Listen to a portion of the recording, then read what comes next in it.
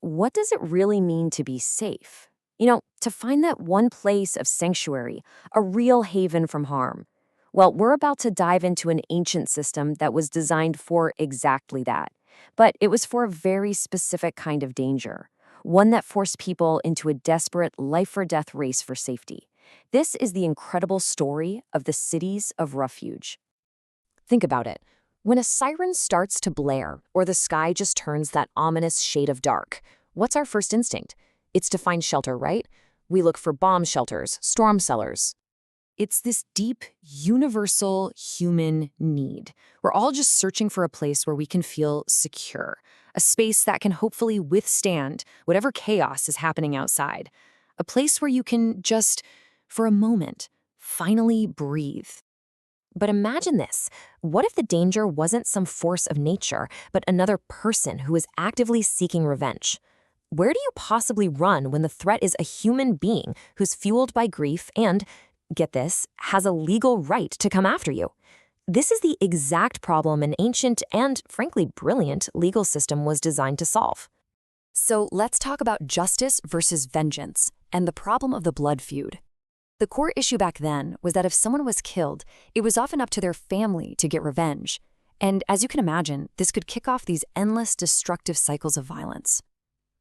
A whole new system was needed to separate that raw personal vengeance from real public justice. And this is the key player in our whole story, the Avenger of Blood. This was usually the victim's closest relative, and they had a socially recognized right, you might even say a duty, to hunt down and kill the person responsible. Just try to imagine that for a second. Someone with full legal and moral backing is hunting you down. This comparison really gets to the heart of it, doesn't it?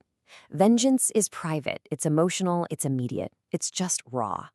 Justice, on the other hand, is meant to be public, impartial, and driven by a clearer process. The entire system of refuge cities was built to hit pause on that cycle of vengeance and create a pathway to actual justice. This ancient principle shows you just how seriously taking a life was viewed. The belief was that because humans are made in God's image, premeditated murder wasn't just a crime against a person, but an offense against God himself. But this brought up a huge question. What if a death was an accident? That's exactly where the system had to make room for mercy. So what was the solution? Well, it wasn't just a single secret hideout. It was this carefully planned national network of sanctuary, a system designed from the ground up to be fair and accessible for everyone. 6. That was the number. 6 cities designated for this one crucial purpose. 6 safe havens, strategically placed all across the land. And the logistics here, they were nothing short of brilliant. The cities were perfectly placed, 3 on each side of the Jordan River, so that anyone from anywhere in the nation could get to one within about a day's journey.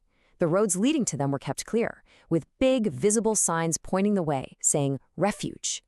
But maybe the most revolutionary part of all was who it was for. Everyone, citizens, immigrants, travelers, it didn't matter. This idea of equal access to justice, that was truly radical for its time. Okay, so what was it actually like for a person who had accidentally caused someone's death? What was their journey? Let's try to walk in their shoes for a minute and go through the steps they had to take to find safety and, eventually, their freedom. This was a seriously high-stakes journey. First, you had to flee. Run for your life immediately without stopping. If you made it to the city, you got temporary safety and the right to a fair trial. If the court decided you were innocent of any murderous intent, you could remain there under the city's protection. But freedom wasn't instant. You had to wait, living inside those city walls until the current high priest died. Only then, at that moment, were you truly free to go home, totally safe from the Avenger of Blood forever. But, and this is a huge but, there was one critical life or death rule. That sanctuary was not absolute. If you stepped even 1 foot outside the city walls before the high priest died, you gave up all your protection. The Avenger of Blood was legally free to strike you down. That city was your only guarantee of survival. So as you can see, this system was about so much more than just legal procedure. These cities of refuge carried this profound spiritual and ethical weight. They were like a physical representation of a much, much deeper truth. Yeah, you could say each city was basically a microcosm of grace. It physically showed the incredible value that God places on every single human life. It was a real, tangible expression of mercy tempering justice. And in that way, the journey to a city of refuge really mirrored a spiritual journey, finding shelter from a consequence that maybe you'd otherwise deserve. So, at the end of the day, that's what this was all about. It was a system designed not just to save the life of the person who caused an accidental death, but also to save the entire community from that destructive cycle of blood vengeance. It upheld justice while carving out a clear path for mercy. And that leaves us with a really fascinating question to think about, doesn't it? In our modern world, with all of its complex legal and social systems, what are our cities of refuge?